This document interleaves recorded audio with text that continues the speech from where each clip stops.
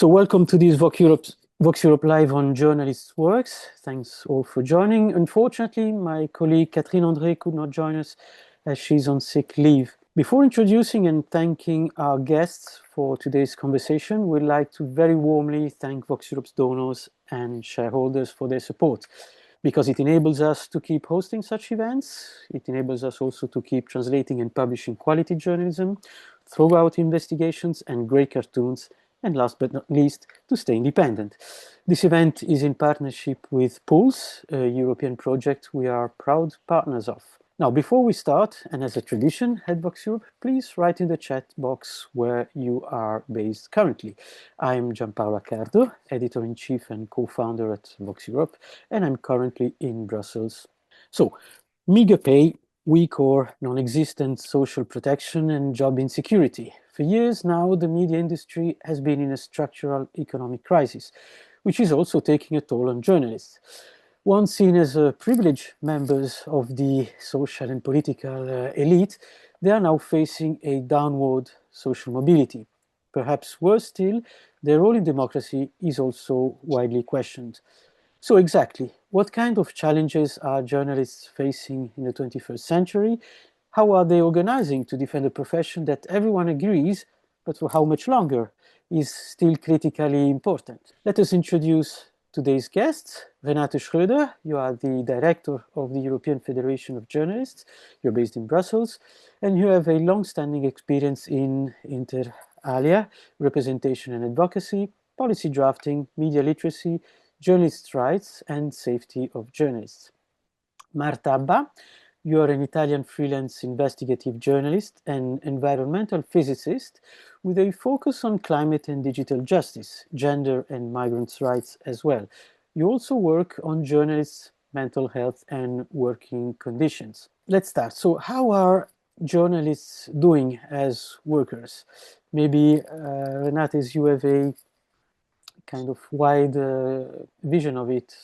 Can you tell us a bit more on what the echoes are? Yes, and first of all, thank you for being invited, and appreciate very much that you let the light on the issue of working conditions of journalists, because I just talked yesterday to a journalist who said herself how difficult it is to cover issues regarding our own profession or the media at large. And we feel that whenever we deal with regulation and everything we're doing here in Brussels to protect journalism, because today, as we all know, I think there is, I could almost say, a global war on journalism, not only coming from Trump. Situation is getting worse. Of course, we have different nuances in European countries. The EFJ is presenting journalist unions and associations throughout Council of Europe member states, with still quite some differences, but with trends which are, as we all know, very preoccupying. I think, generally speaking, just a few words, otherwise I would talk for hours. Generally, we all know that journalists are much more exposed today to stress. They have to do multitasking. They have to do much more cut and paste and clickbait journalism. They are sort of driven by the attention economy of the platforms. They have to deal with disinformation. They have to increasingly be, specifically women, and we just said in the pre-talk that there is a feminization in media with online harassment. And maybe the most important issue is many journalists don't feel they can do their vocation anymore. What makes a journalist to be the watchdog role, to do all that we all know. And without such passion, it will be very difficult. There are media capture, there's more concentration, there is self-censorship. I think the Media Pluralism Monitor, which is a European financed research survey, has repeated this year again that journalists are faced with deplorable working conditions. So all in all, not so good, but I just want to add, before I give the floor to my colleagues, that still probably the most important thing, even journalists working under very precarious conditions, many of them do continue because of the passion they have. And that's sometimes more freelance journalists who are often in worse conditions than staff journalists. I guess that what Renate just said rings a bell to you as a freelance journalist in the field, and who has worked extensively also on the working condition of journalists. What is your analysis and your experience?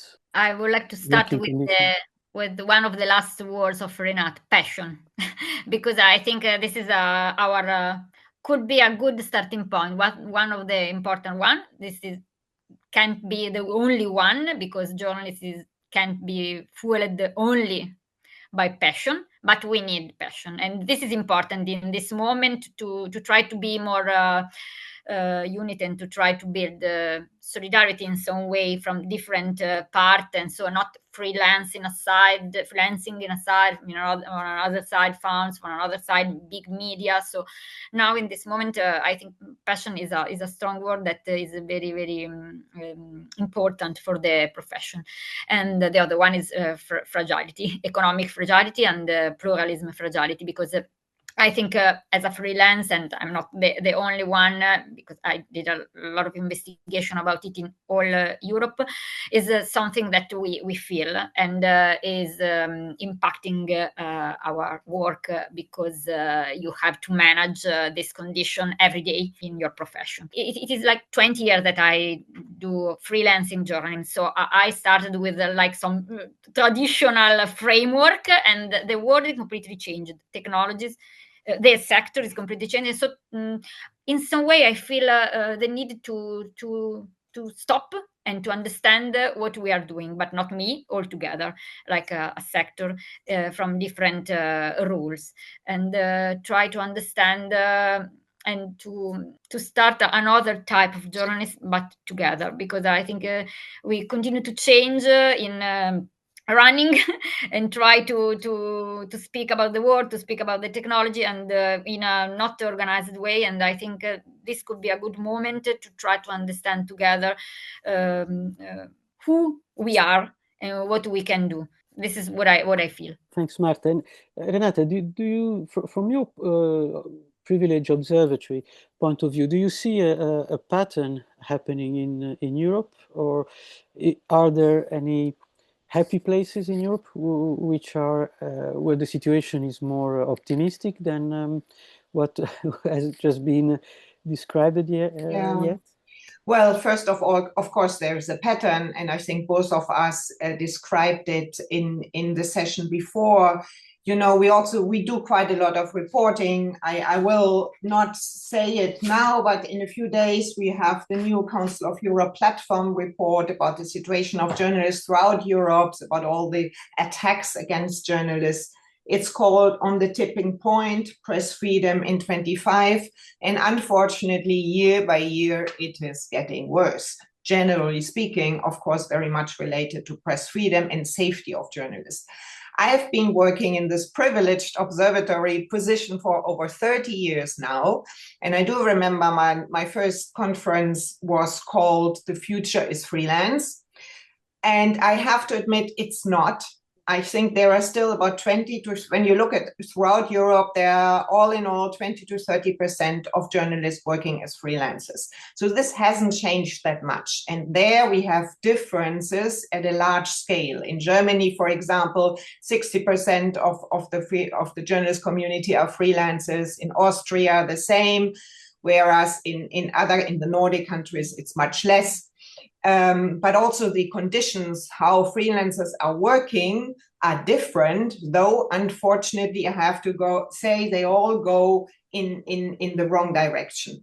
Having said that, yeah, there are still some happy places. I think traditionally we talk about the Nordic countries as the countries with best press freedom, also for us important countries with the highest union density. Most of our unions, they represent 95-96% of their members. However, it's getting worse there as well. Finland just said before they were always fine. Now they look for Europe for solutions. They have tremendous cuts, not only in public service media, they're losing journalists. Very similar it is in Sweden. I think Denmark still has quite a few happy places. They have been doing very well also when it comes to innovation of new digital media. We were there recently and visited some, and there is a lot of passion and interest and still good working conditions. There was a freelance journalist at a recent conference we had on AI, where we said we need to do much more to help freelancers on training. So they are trained with AI tools. And she said, I don't need that. I'm fine on my own. But that's a Danish perception.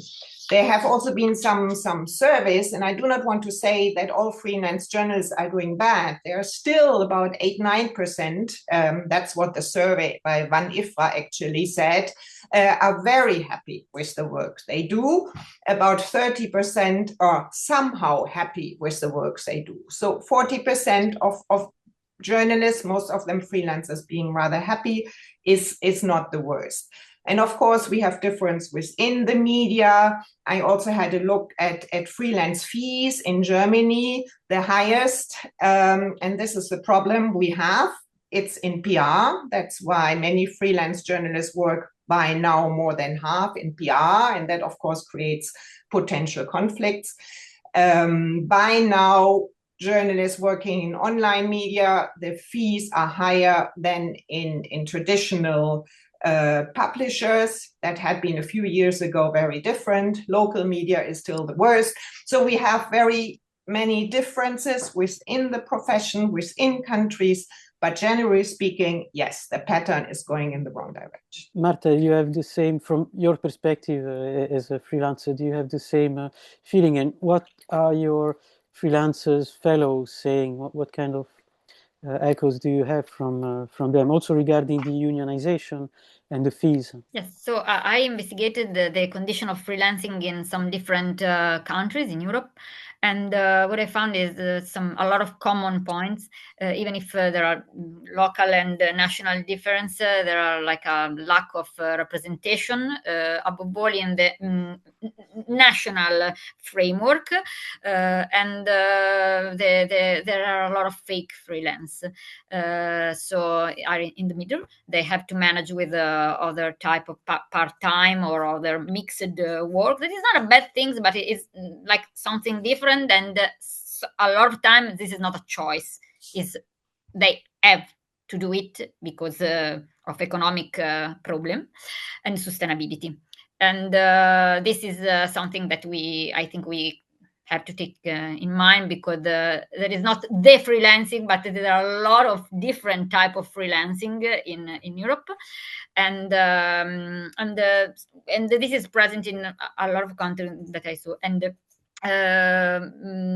when I share my thought and my issue, and we share inside the freelancing community that is totally big, we found a lot of common point, and they are the same in every country. There are big economic difference, yes, because we see when we get a budget for a grant, we see it's totally evident that there are 0 and 0, so different order of growth in the number of the budget, and this is totally not embarrassing because we know, but you can understand that is evident, and this is present a lot between North and South, I can tell, but the challenge are the daily challenge are the same in the pattern. Good things is that I think working in a freelance team is in some way comfortable, because we have a lot of challenge in common, so we can understand each other, and this is good. And I think the freelance network and the journalist network are increasing. They are more participated, they are more active, I think, and not against the system. I found like a collaborative mood. So we don't have to do the freelancing revolution, but we want to have a role in some way in the journalism, but in a like a conversation and co-participation. And this is what I feel in not in Italy, but in general. In Italy, yes, but in Europe, and this is I think a good point in the drama. Thanks, Marta. Since you're here, do you think there is a big difference between staff journalists and freelancers with regards to the attitude towards the job? Because they are in very different positions. I mean, the ones staff have contracts and social security and some, in some media, some benefits. Freelancers are on their own. What I feel personally, yes, there are some exceptions, but in general, we have a totally different mood to face our daily work and our general working time and working plan. We have different race in different deadline, but the most important thing that we have a different feeling about journalism. As a journalist, you have to freelance, you have to invent every day your work, you have to reorganize every day your day, and in some way, so it's very, very a lot of flexibility and not a lot of certain things. And in the other staff journalists have the opposite problem, so a lot of big schemes, a lot of rules, and this create a very big difference in the mood, the way in which you face the world, the project, and so on. So what I notice in some way in Italy, there is sometimes like a fight. No, a fight is up too strong, but in some sense, but yes, it's some you think they are staff journalists, they are freelancers, so like two different in the stadium in Italy is very typical behavior. And I don't like this type of approach, because I think that we are fighting inside a category that have to be more joining to try to find a solution. So this is, I think, is a risk that we can try to push out. Yeah, I can add to that, because I have been working with our freelance expert group for many, many years. And one of our challenges had always been the solidarity between staff and freelance journalists within the union, of course. But I think it's very important. What we felt is this solidarity has increased. Not probably because they feel they're getting closer, but every staff journalist knows that tomorrow he or she may be a freelance. So they realize if the union is not doing enough for freelancers, they all have problems. In many of our unions, for example, and that was led by the Nordics, but has been copied by many other unions, they started to invent these freelance calculators to find out how much fee a freelance should have to be on an equal level with the staff journalists. And we've had it in the Netherlands, in Norway, in Sweden, in Denmark, and the Flemish part of Belgium has tried it, and it's quite interesting. So yeah, we are working on that. What I just wanted to add to what you said, Marta, regarding collaboration, it's something that I also share with you. Before, I mean, journalists have sort of by definition been specifically freelancers, very individualistic, but we feel also with the changing info ecosystem and the realization only with collaboration we can get somewhere, but also journalists being more and more their own publishers and creating their own space and methods to work together. Collaboration is the only way forward. And here I can quote Maria Ressa, who got the Nobel Prize, and she has been, I think, a star to show it's possible. And her final words are always collaborate, collaborate, collaborate. And this is our mission, absolutely. Yeah, collaborate, which is also one of our leitmotifs at Voxeurop. It's perfect how we can behave when you're a small organization. So we've been talking a lot about the precariousness of journalists. What is causing this precariousness? Too many workers, too little regulations? And is journalist precariousness different from the one of other workers in the service sector? Yeah, well, I always like to take the holistic approach because there's not only one reason. There had been in several countries and still is. I think in Italy, I heard it that there are too many young people leaving journalism school, still thinking, well, journalism is fantastic and exciting. And so there is too much, let's say, supply. And that, of course, decreases the fees. But it would be easy if it was only that. I think there are several factors, and of course, one is also the general declining public recognition to journalists. That means the overall decline in trusts. The problem of too much content for free neutrality, that doesn't help the economic survival of journalists, including of freelancers. There is the concept of gender. We discussed it already. There is a feminization within journalism. Unfortunately, not much reflected in the upper schemes, but more in the lower ones. And that has led to more precarity. And we all know that women earn less than men. That's something in all sectors. And it also is in journalism. We've had several factors on that. But of course, we also have political factors. It's question of media regulation. It's including license fees, the censorship issues, the market concentration. The more media concentration there is, the more difficult it is to negotiate for good fees. There is labor market regulation. With governments going more towards the right, there is less protection, less social dialogue, less importance given to trade unions. And specifically, freelance journalists suffer from that. If they don't get access to health and security for training, it's very damaging for them. The European Commission, actually, we lobbied a lot on that. They published some guidelines to include freelancers in collective bargainings. We had worked really years and years for that. But as you know, these are only guidelines, and we feel the publishers have no interest whatsoever to do collective bargaining on behalf specifically of false freelancers, because this is a phenomenon that we face in journalism a lot. Yeah, Marta, from your perspective? No, I totally agree with all the points of Renate turned out. So I don't want to repeat them because I think it's a totally complete frame description of the framework that we are facing.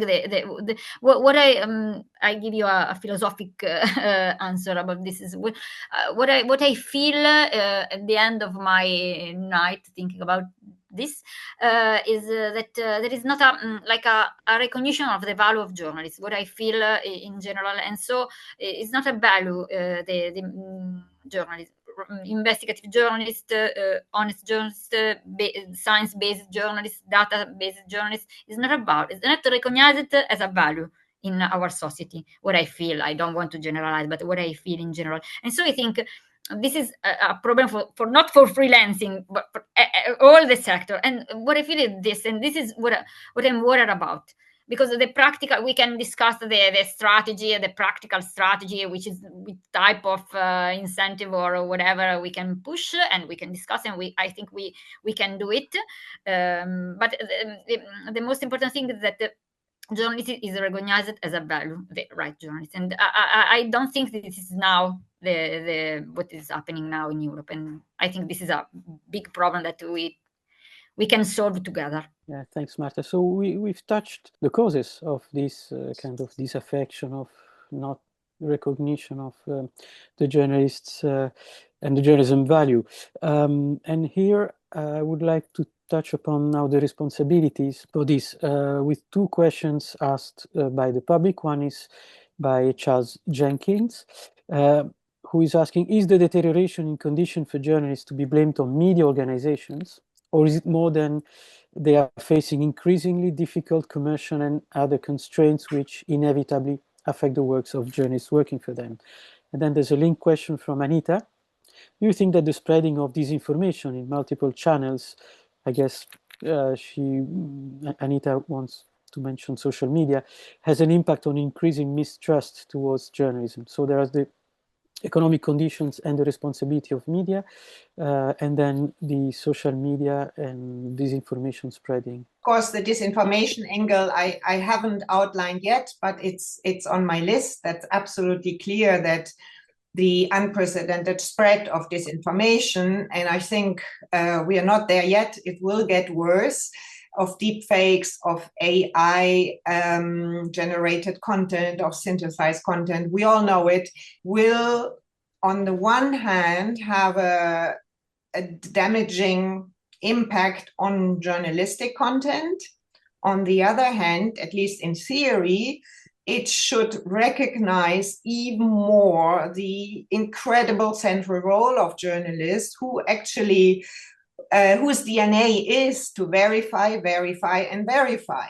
These days, we hear more and more fact checkers, where we say, hey, fact checkers are important, but it's actually the journalists who are fact checkers and more, because they are the ones who put things in context specifically before elections. So yes, disinformation has a problem. Of course, media literacy, AI literacy, and all that are important, but it's not enough. And we can discuss it later when we come to some solutions, what we are doing here as well.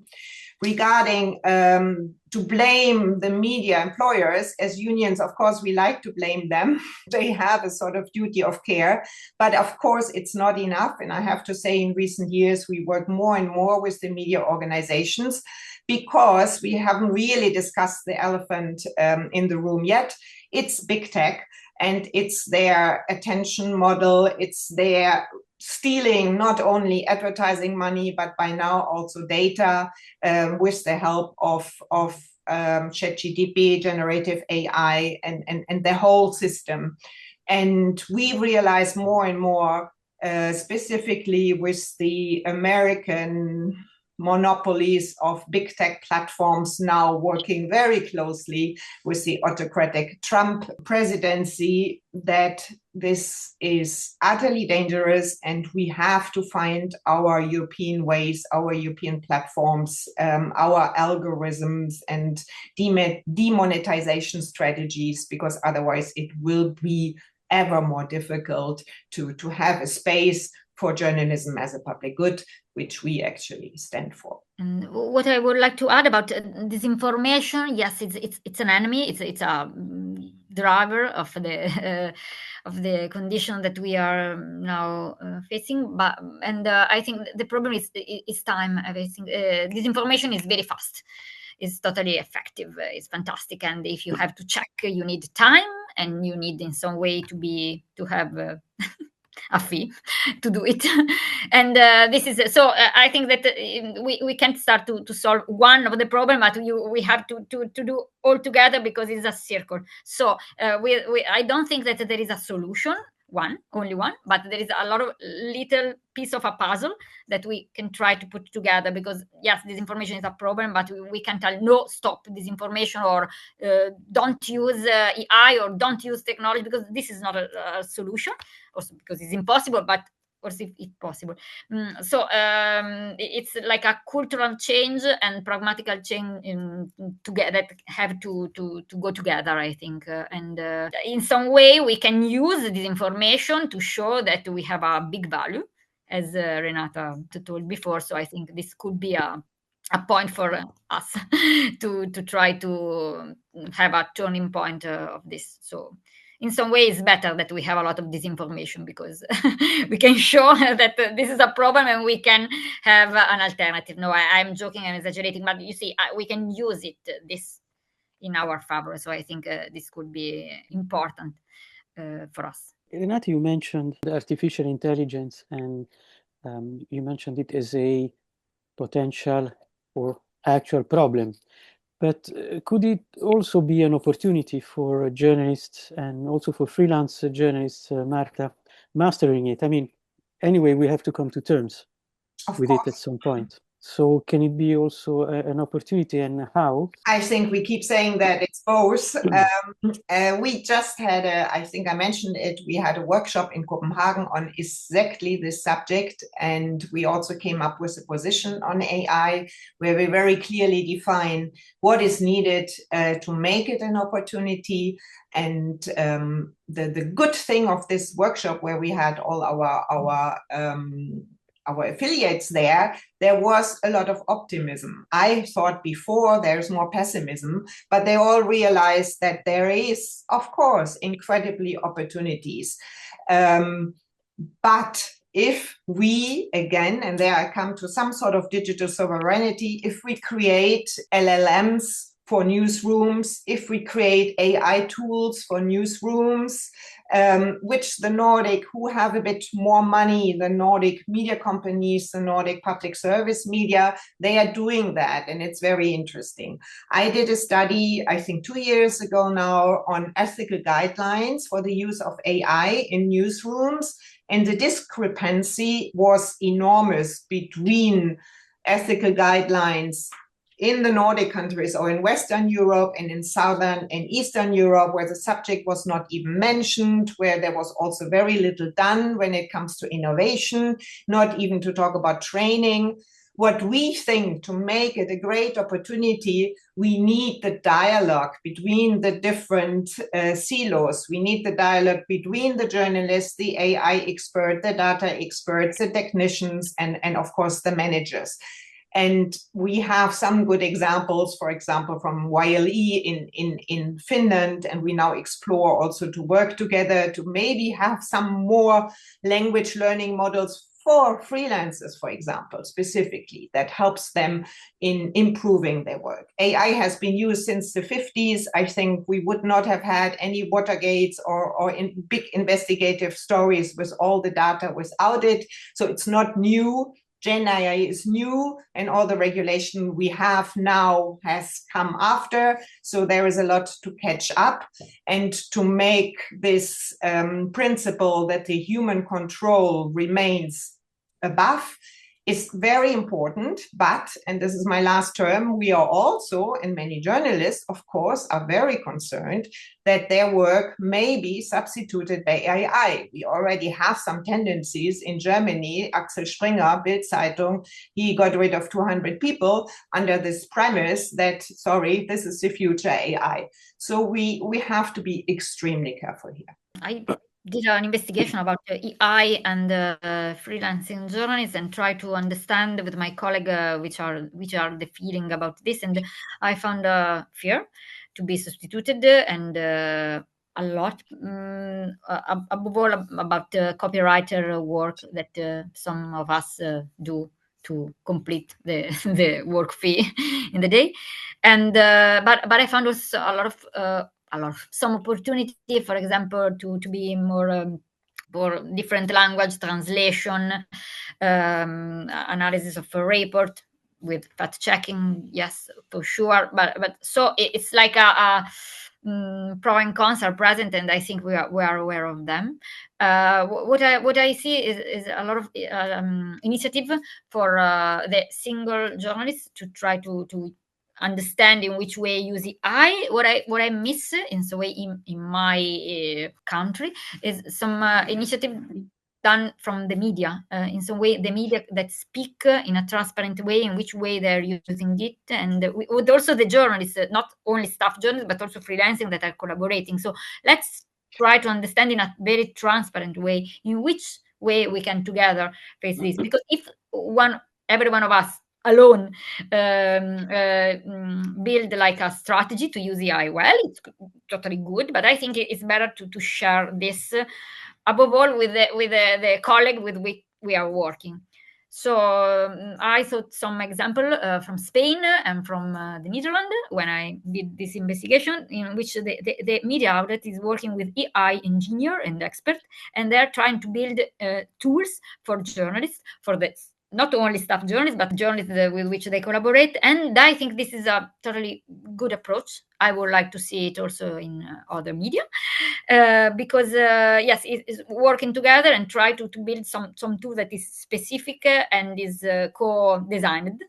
And this is what I miss, but there are some good examples that we can copy and paste in some way and adapt in our context. But I think this could be a path to try to manage, because we can't cancel AI, and I think is we lose an opportunity if we cancel AI in totally. And Marta, since you're here and you're based in Southern Europe, is there any hope that the best practices that are being developed in Northern Europe would come to Southern Europe? Have you seen any track of it already? One of the good example is from Spain. So South Europe, not my country, but South Europe. So I think is not a latitude problem. I think is yes, another problem. We have to want to do it. Okay, so since we're talking about AI, there's a question by Adrian from the audience. Adrian says, in my country, part of, it's either Belgium or France, but part of young journalist training involves performing tasks that are uninteresting and unrewarding. I fear, says Adrian, that introducing more AI into newsroom will only push young journalists towards even less interesting and professional tasks, fueling job insecurity, journalist esteem for their profession, etc. Do you agree on that? Danger is there, absolutely. We have also had it here in Belgium with the Beau Procel, where AI is used for automated content, and it's like the cut and paste ideology we have had. And we think that would be completely counterproductive, because we already face news avoidance. But I mean, the readers, the audience, they are not stupid. And if they realize that it's used for exactly what the colleague says, they will even less pay money for that. So here we really only pledge the media organizations to use it in an intelligent way. And I think Marta is right. Here we have an advantage of freelance collaborative groups. I know, for example, Spain has been very strong because of the crisis, I think, in creating their own digital startups. Again, not all of them survived, but they had been. We did a study a few years ago, and many, many very interesting startups came from Spain. So I'm not surprised that there's some good practice there. But again, it needs resources, it needs money. And we also pledge for some European funding for that. So, Marta, if you don't have anything to add to that, I'd ask you, Marta, because you've been working on that, how is does the current situation, the worsening of working condition, have an impact in the end on journalists' mental health, which is something, workers' mental health is underrated overall for every category of workers, but with regards especially to journalists, did you notice an impact in your reporting? Yes. What I saw the economic fragility is totally linked to mental health fragility. It's not so every case, but there are very, very linked, and it's something that impacts in some way in our daily life. You can't stop to think about the sustainability of your work and the future. What I am going to do, if you are doing something that could be important, and if you can continue to do it. And I think this is something that a freelancer feel in some way every day. We try to don't think about it, but in the night or in some moment of crisis, it comes back. And I see like an increase of conversation about this topic inside my freelance network in Italy a lot, but not only in Italy. I don't think that is a problem of my country. My country is not in a good condition, but it's not the only one. I think is a topic that is in all Europe. And what I found is like in some way the problem is also an ethic problem in some way, because as a freelance you have to pitch, but if you have to defend your value in some way, you have to pitch to try to obtain a yes, let's do it for me. this is, I think, is not linked only to the economic side, but sometimes yes, I have this problem. So, in which way I can balance my value and what I trust, and what are the messages that I want to send with my article, my work, and whatever, and the need to obtain a yes, because in some I have to write in somewhere because I don't have a media.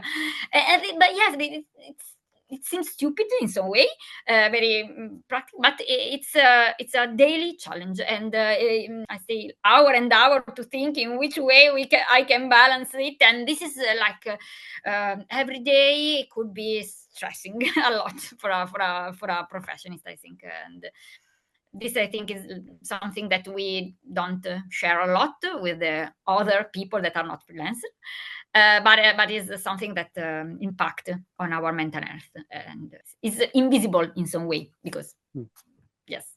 Yeah, Renate, from the European Journalist Federation, do you get also echoes from mental health issues from journalists? Well, we just did a study. You may see it also on this phenomenon, and there were a few years ago already. Our union from Sweden and from Belgium did a study regarding burnout. And it was in both cases a trend that specifically younger women before having a family, or at the beginning of having a family and realizing they couldn't combine it both, left the profession. And that, of course, also has a great impact. So the most at risk are really younger female journalists in small circulation newspapers. That was the European survey that showed it, and actually revealed that 60% of the survey journalists report having experienced burnout, and 60% is a lot. That's for clear. There has also been, we helped to do a report on labor rights for journalists, actually for the European Social and Economic Council, and in that we asked for a directive and on psychosocial risks, and we were told we shouldn't use the term mental health because it would be more like it's related to your own problems, but more talk about psychosociological risks, which is a more neutral term. Whatever, but it's there. If I can add a little thing, sorry. Sure.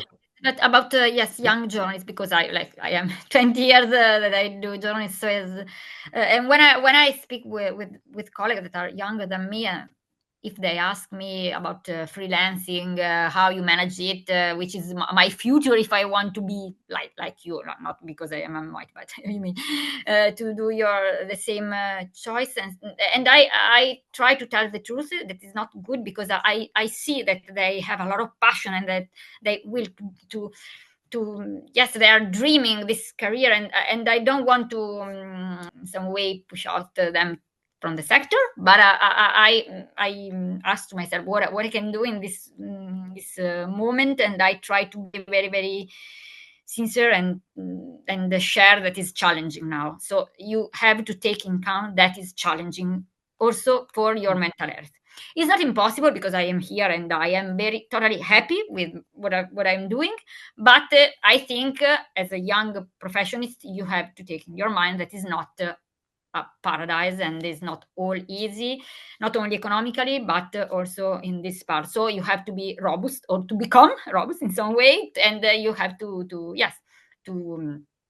understand that is the situation is this, and is not so easy to manage every day. But it's not impossible, but I think it's better to know. So sometimes I say, Marta, what you are telling about young people? Yes, I tell, because I think that is right. It's fair. Yes. Yeah, you have to prepare them. But not discouraging. Just a quick question, and I'd like a very quick answer from you on this. We used to say that there is no money for journalism anymore, but there are private donors like Journalism Fund Europe, IG4U, the Berta Challenge, the Pulitzer Centers, and so on, which have become the major funders of investigative journalism in Europe. Will there be any investigative journalism without their support? I don't think, not in my country. Investigative journalism is surviving only with this type of grant, and you can see it in the number of Italian people that apply to this type of grant. So you see this, and not because we are crazy or because we totally love to take part of this grant. So, yes, we love, but it's not the only reason. Because if some freelance or also normal staff journalists want to do a long project, investigative, that take time, patience, funds, and trust, this type of grant are needed. And I think this is not good, because speaking with an independent media from Italy, investigative media, say we our editorial line change with the editorial line of the grant.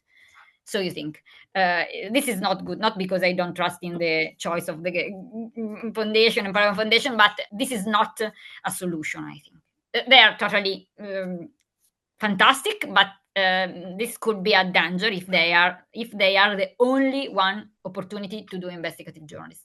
If you want, Renate, to mention other sources of support for independent and investigative journalism. Well, first of all, generally speaking, I agree with Marta that it's becoming more and more difficult. In Italy, almost impossible. Normally, public service media is still the media that has most resources. And I have to say, Sigfrido Ranucci is doing his report. And he is also quoted in our Council of Europe report, where he said he has never felt that vulnerable, and we all know why. So also the political pressure on investigative journalism has become enormous, just to say it's not only the economic one. In my own country, in Germany, fortunately, there is still some money for investigative journalism. We have, but it's the bigger media. It's like Der Spiegel, Die Zeit, Süddeutsche Zeitung, sometimes corporations with public service media who provide that. But also for them, it's getting increasingly difficult. There is no doubt about it. I think, yeah, we are working at the moment very high also on the issue on funding, to try to find funding models, a little bit of both public support at arm's length, philanthropic support, private support. Of course, we have very different cultures also in member states. Some rely on subscriptions, but in other countries, it's not possible anymore.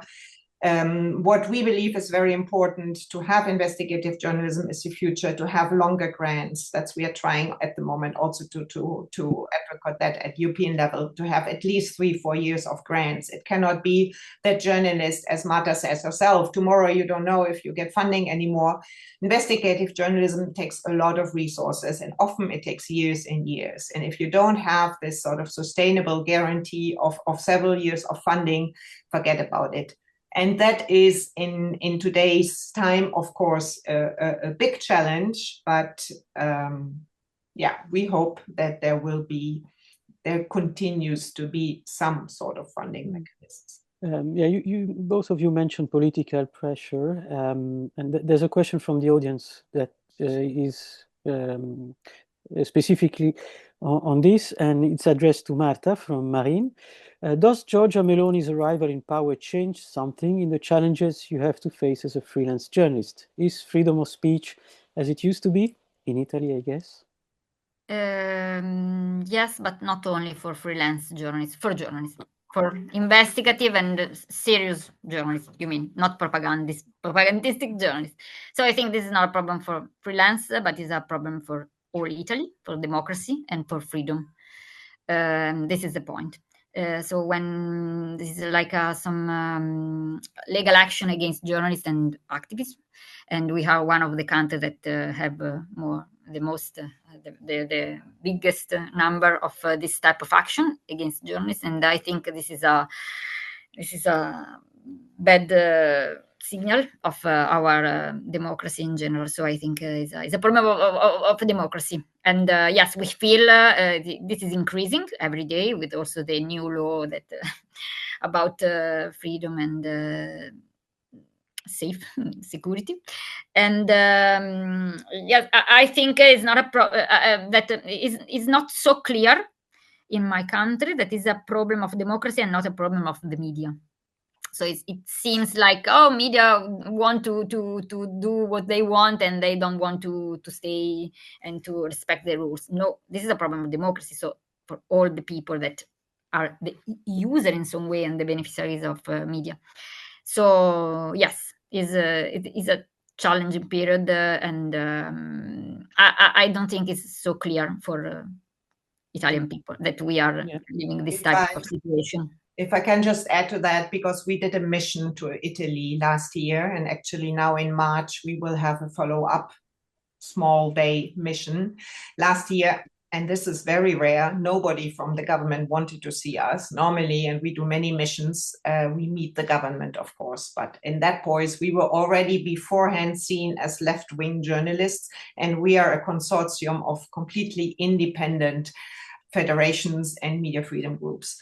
Of course, the judicial intimidations, the slaps, as we call them in Italy, are rising day by day, specifically against smaller critical media. The pressure on RAI is also at an unprecedented level. It goes contrary to the European Media Freedom Act. That's why you are trying to use that as well. And the precarity we were mentioning is also not helping the overall situation in Italy, not to talk about the media concentration. And now I think Greek, we don't know yet, yes, buying the Stampa, Repubblica.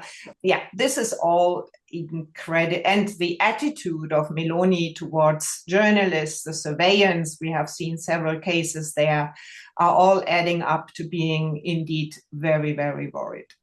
Yes, as a freelancer, when you try to face some topic, you have to take in account that you can receive a legal action as lapse. So it's like something that is like not normal, but yes, if I write this, it's normal that I will going to receive it. Above all, freelancing, because they try to stop you, and because they know that you are not able to pay a process and so on. So yes, it's like normality here, you know, and you expect it, because yes, it's like an award. You think, I did something important because I receive a legal action against me. Wow. And yes, this is a joking between freelance, because we have to try to stay up. But yes.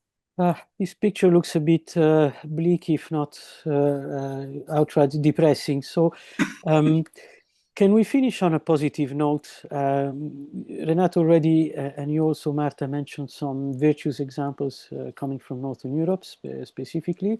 You've talked about the solidarity among freelancers.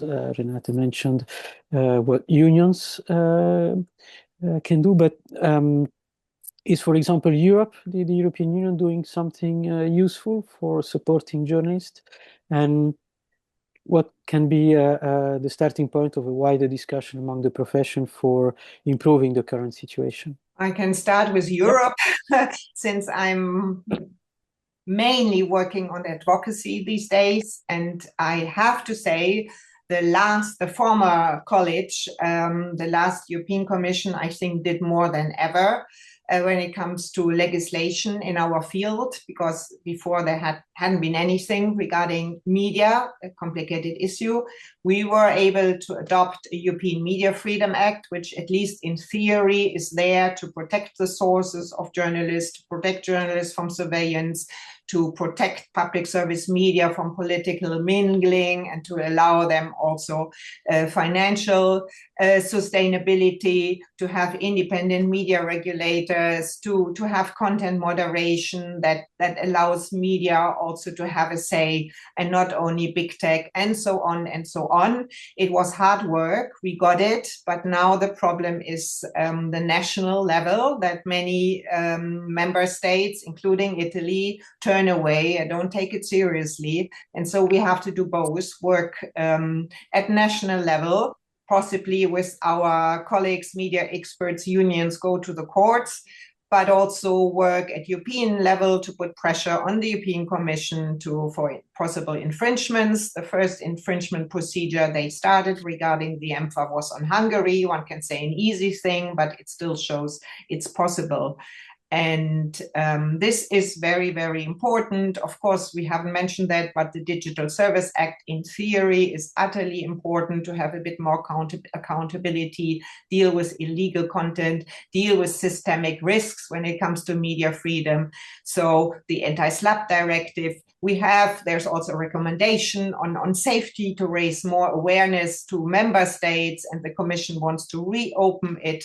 The Commission will also reopen the Audiovisual Media Service Directive to deal with the issue of prominence, how to make possible that independent journalistic content is seen, because without that we are irrelevant. So how to make it relevant again.